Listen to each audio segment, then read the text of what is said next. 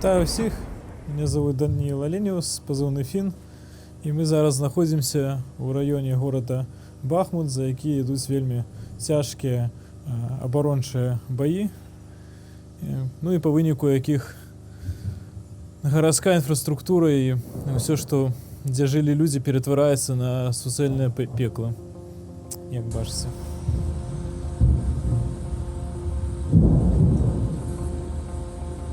Мы находимся на невеликой отлеглости от города Бахмут, и нават тут, не на самом, так сказать, нулі, а за доволі великую кількість кілометрів ворог робить такі обстріли, які амаль що цілком руйнують нормальне життя тут, і заставатися у таких районах небезпечно. Тут уже залишилися фактично тільки військові.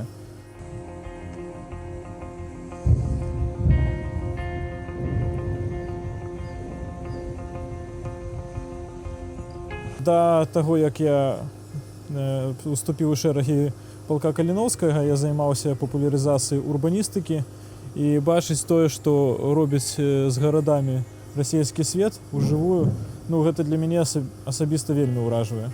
Ось, поки я знаходжуся з хлопцями з батальйону Літвін на позиціях, був ось цей прильот, і він прийшовся між плитами. Потім тут була дитяча плясовка, я йшов вчора, горка стояла, від горки нічого не зосталося. Є кавалки зараз розкинуті по різним поверхам ось цих будинків. Прийшов танковий снаряд зверху, і вони і так стріляють. Я ще позавчора у сусідній під'їзд, де ми зараз знаходимося, прийшов так само некий снаряд, і прикладно 1,5-2 поверха були зруйновані. Як бачите, коли приходять подобні міни, ці снаряди, танків, усе, куди трапляє, снаряд перетворяється на такі уражуючі елементи. І, як бачите, сліди від різних оскепків розносяться, ну, фактично на весь двор. Весь двор – це місце небезпечне для життя. Зараз спокійний час відносно, але тут, в принципі, знаходиться небезпечно. Цілком небезпечно. Ось гэта конструкції, несущие конструкції совєтських будинків, які будувалися, їх називають на районі хрущовками, із панелі доволі хутко, але все ж таки центральні конструкції, вони доволі моцні.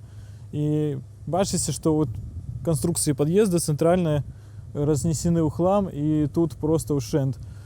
Яны важаць па некалькі тонн, але іх адкідвае выбуховай хвалі. Цікава, што па гісторыі Савецкі Саюз, ну, гэта фактычна расійскі свет. Да таго, ён знішчаў усе гарады, будаваў гэтыя шматпавярховікі паверх гістарычных кварталаў, паверх архітэктуры тых народаў, якія былі акупованы Расіяй, як, напрыклад, нашу Немігу знеслі. Але зараз расійскі свет руйнуе тыя ж самыя будынкі, якія ён калісьці прынёс на нашы землі. Вось у такіх пад'ездах, напэўна, жыла большая колькасць нашых гледачоў, правяла тут сваё дзяцінства. Ну і бачыце, што тут засталося. Напэўна, гэта не зусім па правілах нейкай бяспекі у мирний час, але ми зараз на війні. Так.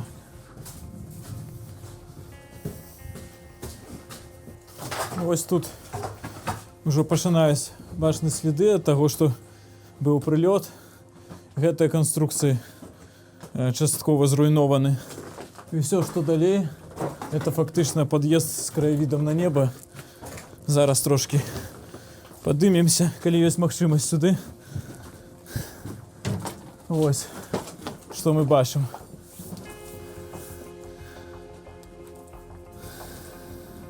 Ось від чого визволили нас російці. Така звичайна дитяча плясовка, побудована в Совєтському Союзі. Літерально вчора є кадри. Ось сюди прийшов танковий снаряд.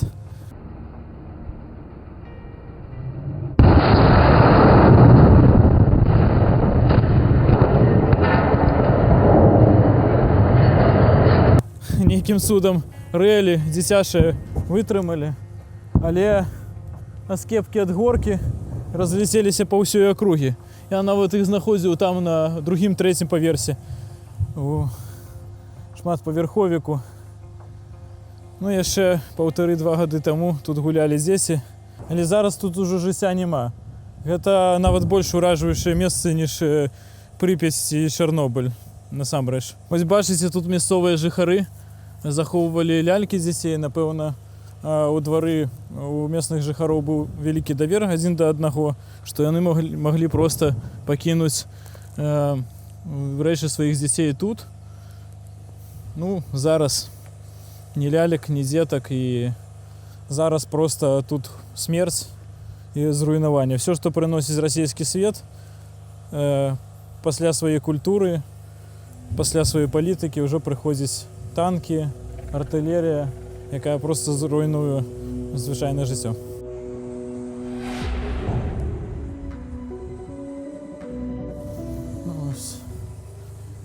Вот таксама. Так. А вось той самы аскепак, вялікі аскепак, кавалак той горкі. Вось нават такія невялікшыя кавалачкі ад гэтага метала, калі яны разлетаюцца на вялікай хуткасці, яны ператвараюцца вельмі небяспечныя рэчы, больш небяспечныя, ніж кулі ад аўтамата, і якія могуць атрываць людзям і канцоўкі, і руйнаваць тэхніку. Ну вось такая рэч нашмат больш небяспечная, магчыма,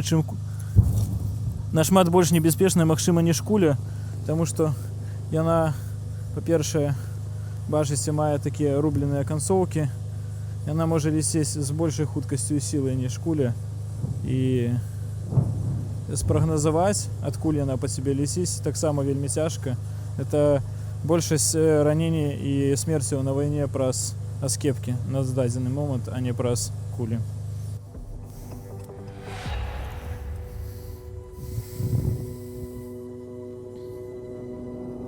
Адно з самых моцных ўражанняў, якія ввогуле я на вайне бачыў, пакуль тут знаходзіўся, гэта мясцовыя жыхары, якія, на жаль, праз нейкія, магчыма, свае псіхалагічныя моманты ці, магчыма, праз прывязанасць да свайго жытла, сваіх рэчаў, не хочуць выязджаць. Ну, у раёне Бахмута эвакуацыя ўжо доўжыцца, напэўна, больш за год, і людзей не могуць фізічна заставіць выехаць. Вось тут пазаўчора хадзіў чалавек, ён адсюль ніяк не выязджаў, і, на жаль, калі прыйшоў прылёт па горкі, яго параніла вельмі моцна. І гэта крыў гэтага чалавека. Я разумею, што нас па большай часткі глядзяць беларусы, але тыя людзі, якія знаходзяцца ў магчымай зоне баявых дзеянняў, калі ласка, уязджайце. Вы, па-першае, перашкаджаеце працы вайсковых, якія не могуць эфектыўна змагацца з ворагам. А па-другое, вы ставіце сабе і іншых людзей, якія будуць потым вас эвакуяваць, пад загрозу. Што самае страшнае, што некаторыя людзі яшчэ не хочуць дазваляць эвакуёўваць сваіх дзяцей. Насамрэч, ну, все тое, што вы бачыце, мне падаецца лепей захаваць сваё жыццё, але згубіць, магчыма, дом, ніж застацца і без дома, і без жыцця.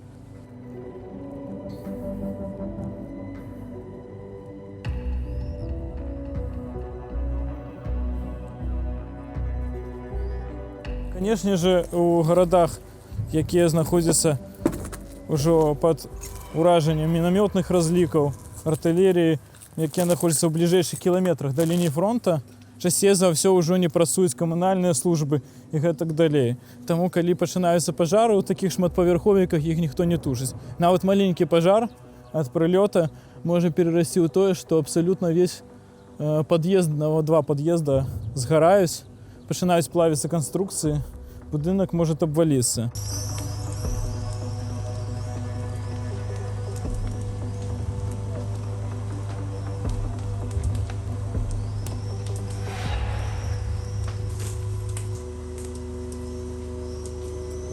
Ворагам ужываецца савецкая артылерія, якая мае нізкую дакладнасць стральбы, і насамрэч, куды патрапіць артылерія, нікому не відоме.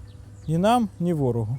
Тому я ще раз хочу сказати місцевим жихарам, всім людям, які будуть колись сутикатися з війною, надіюсь, не будуть, уїжджайте, як тільки щось подобне починається.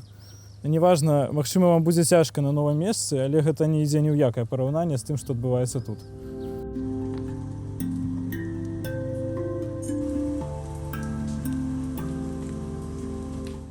Увогуле, якісныя гарады, файная урбаністика, яна напрямую залежыць ад дэмакратыі, ад таго, што людзі камунікуюць са сваёй уладай, і большасць праблем з гарадамі, насамрэч, яна ідзе ад дыктатур. Часцей за ўсё такіх праблем, якія не вырашаюцца.